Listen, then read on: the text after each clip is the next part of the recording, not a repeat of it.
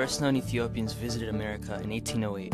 To this day, Ethiopians immigrate due to social and economical differences they encountered back home.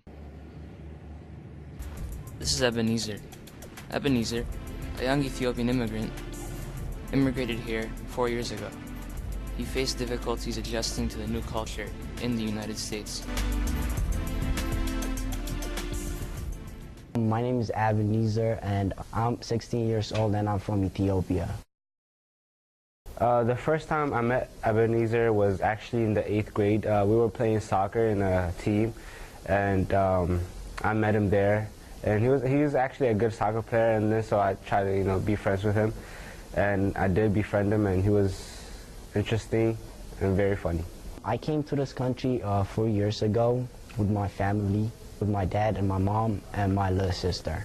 I expected that this country would be much more sophisticated, as we see on television in Ethiopia. We see a lot of stuff in Ethiopia. I expected this country to, I got what I expected in this country from the schools and stuff. That's what I expected from this country.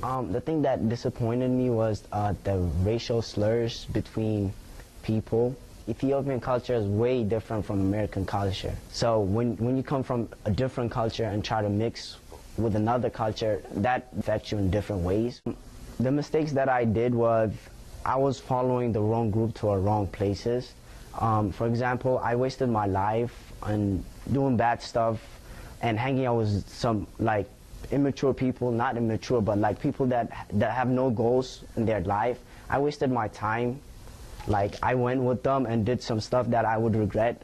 So those are the type of people that I want to get away from, and I want to go on a good path that will lead me to a success, not ending up dead or in prison. The reason I hanged out with those type of people was I felt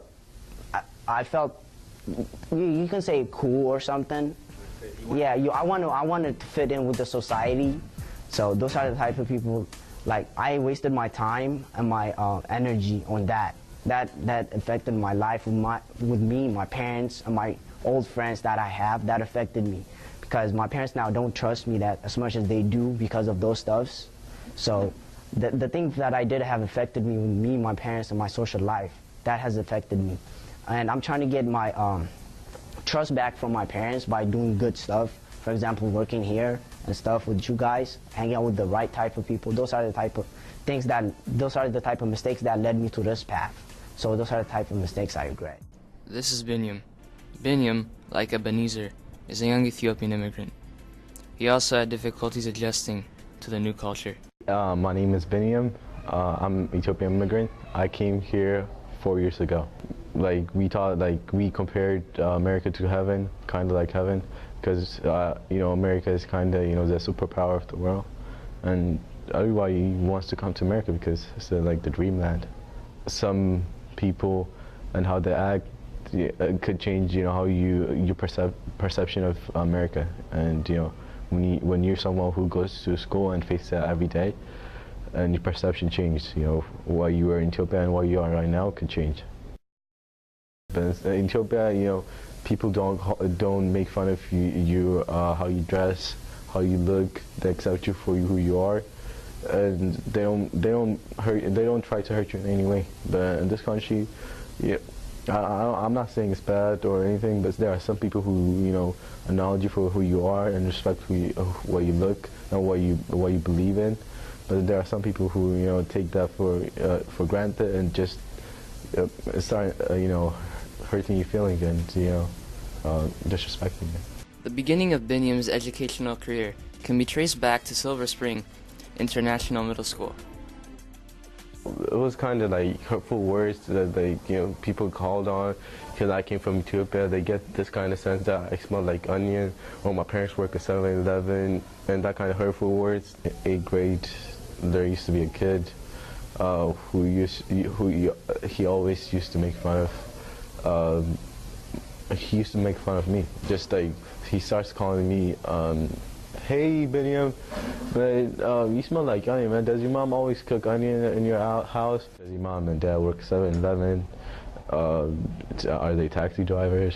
I remember back in middle school, somebody would always make a joke about how my parents were taxi drivers and stuff, while many Ethiopians are taxi drivers. At the same time, you know, my parents aren't taxi drivers, and so that statement, you know, generalizing a whole group of people based upon that, it's wrong.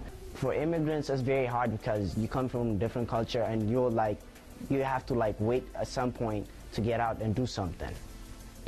I say don't wait, just do it. That will help other people. That will help people.